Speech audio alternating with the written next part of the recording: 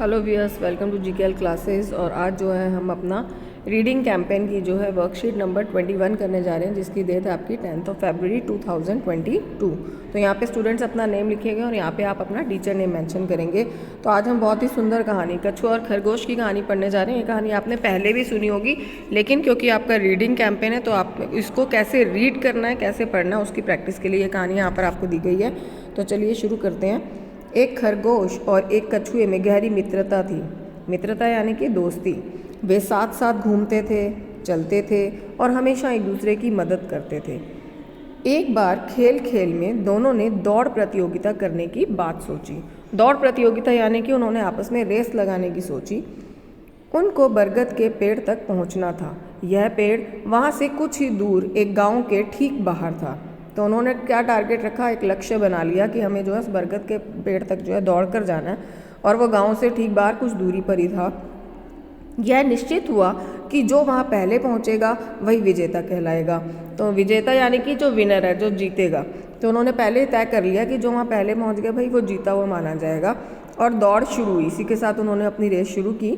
और खरगोश जो कि खूब तेज़ दौड़ता था और उछल उछल कर चलता था, वह तेज़ी से आगे निकल गया। कछुआ अपनी आदत के अनुसार चल रहा था, एकदम धीरे धीरे।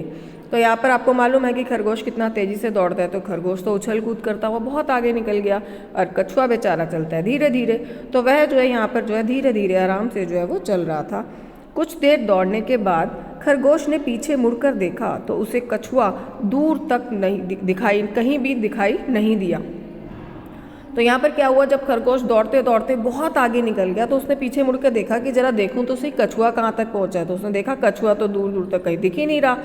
और पास में ही एक ऊंचा घना पेड़ था। वहाँ पर एक बहुत ही अच्छा पेड़, घना पेड़ था, यानी घना पेड़ था तो उसकी छाया भी बहुत घनी होगी, अच्छी छाया थी।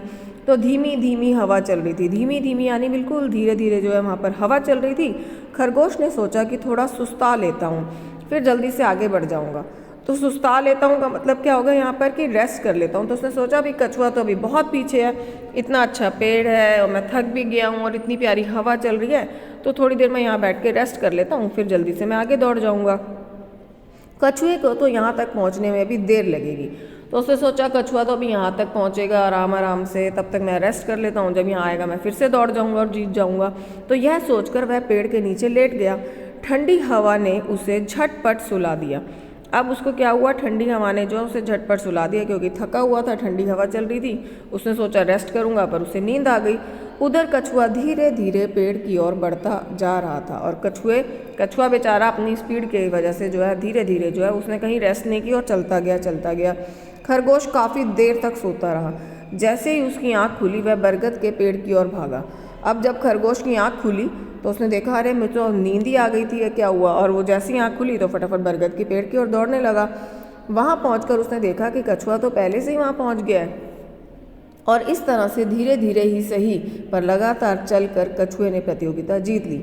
तो इस कहानी में क्या हुआ कि चाहे कछुआ धीरे धीरे ही चलता था, पर क्या हुआ, उसने लगातार मेहनत की, कहीं रुका नहीं, और उसने जो है एंड में जो है ये प्रतियोगिता, ये जो कंपटीशन है वो जीत लिया।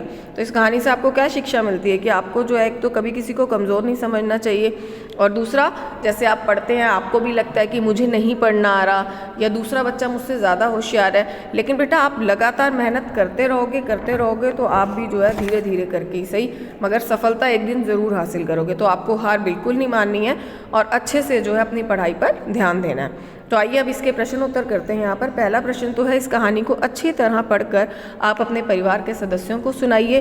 कठिन शब्दों की सूची बनाइए और उनका उचित उच्चारण कीजिए। उच्चारण होता है उसको बोलने का तरीका। तो इस पाठ को जैसे मैंने आपको ये कहानी पढ़कर सुनाई, आप अपने मम्मी पापा वगैरह को या छोटे भाई बहन को ये कहानी सुनाओ। और इसमें जो मुश्किल वर्ड्स हैं, जैसे यहाँ पर दौड़ प्रतियोगिता, ये मुश्किल वर्ड है। पहुँचना हो गया मुश्किल वर्ड, जिसे शायद आपको पढ़ने में जो है दिक्कत आए। तो ऐसे उछल कर इस तरह के शब्दों को, कछुआ, जो आपको मुश्किल लग रहे हैं उनकी आप अलग से सूची बना सकते हो, एक लिस्ट बना सकते हो, ताकि आप उनको बार बार जब बोलोगे, प्रैक्टिस करोगे, उनको लिख कर प्रैक्टिस करोगे तो आपको जो है वो वर्ड्स अच्छे से आ जाएंगे। लाइक यहाँ पे जाऊँगा वर्ड है, तो इस तरह से जो है ये वर्ड्स आपको प्रैक्टिस करने हैं। नाउ इसके बाद नेक्स्ट अब आपका क्वेश्चन है, क्वेश्चन नंबर 2। कहानी में एक जगह आया है धीमी धीमी हवा चल रही थी। क्या हवा चलने की आवाज़ को आप महसूस कर पाते हैं? आपको कैसे पता चलता है कि हवा चल रही है? एक वाक्य में लिखो। तो हवा चलने की आवाज़, क्योंकि अगर हवा है तो हवा तो धीरे धीरे चलती है, तो हवा की चलने की आवाज़ तो नहीं आएगी। हाँ, अगर अंधेरी वगैरह हो तो उसकी आवाज़ आ सकती है, अगर हवा बहुत तेज़ चल रही हो। तो यहाँ पे धीमे धीमे हवा जो चल रही है, तो जो धीमे धीमे हवा चलती है उसकी आवाज़ नहीं आती। तो यहाँ पे हमने पहले तो उत्तर लिखा है कि नहीं, हम हवा चलने की आवाज़ को महसूस नहीं कर पाते हैं। और दूसरा प्रश्न इसमें पूछा था, आपको कैसे पता चलता है कि हवा चल रही है? जब हम उसको महसूस सुन नहीं पाएंगे तो कैसे पता चलेगा? तो हमने यहाँ पे इसका उत्तर दिया, जब हम अपने आसपास की चीज़ों को, जैसे पेड़ों के पत्ते आदि को हवा के कारण हिलता हुआ देखते हैं, तब हमें पता चलता है कि हवा चल रही है। तो जब आप हल्की हल्की हवा चल रही होती है तो एक तो वो हमें महसूस होती है, और वो महसूस कैसे होती है, हमें आसपास भी दिखता है कि जो चीज़ें हैं, पत्ते हैं, हल्की चीज़ें हैं, वो हिल रही हैं। तो किसकी वजह से हिलती हैं? हवा की वजह से। अब यहाँ पे तीसरा प्रश्न है आपका, आप अपने माता या पिता के साथ बाज़ार जाते हैं, वहाँ पर आप किस तरह की आवाज़ें सुनते हैं और वे आवाज़ें आपको कैसी लगती हैं? इसके बारे में 2 या 3 वाक्यों में लिखो। तो आप जब बाज़ार जाते हैं तो अपने आसपास जैसे ट्रैफिक का शोर होता है, ये सब सुनते हैं आप। जब मैं अपने माता पिता के साथ बाज़ार जाती हूँ तब मुझे कई तरह की कई तरह की जो आवाज़ें हैं वो सुनाई देती हैं। तो यहाँ पे आवाज़ें में ज पे जो आप एक ही मात्रा और यहाँ बिंदी लगा लीजिएगा। जैसे गाड़ियों का शोर हो गया, दुकानदारों का सामान बेचने की आवाज़ें, ये सब आती हैं आपको मार्केट में, और ये सभी आवाज़ें मुझे शोर की तरह प्रतीत होती हैं और मुझे बहुत परेशान करती हैं, और इनसे ध्वनि प्रदूषण भी होता है। तो हमें अननेसेसरीली, जब ज़रूरत ना हो तो हमें जो है इस तरह की आवाज़ें, इस तरह का शोर यहाँ पर नहीं करना चाहिए।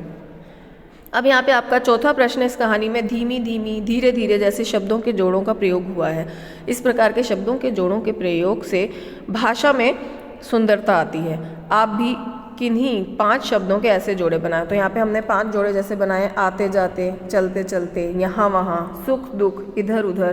तो इस तरह के जो शब्द हैं, जो जोड़ों में जो प्रयोग करते हैं, जिससे भाषा की सुंदरता जो है वो बनती है। तो आपने देखा कितनी अच्छी वर्कशीट थी आपकी ये, और कितनी अच्छी कहानी थी जिससे आपको सीख मिली। आई होप आपको ये वर्कशीट अच्छे से समझ आ गई होगी। Thank you everyone for watching.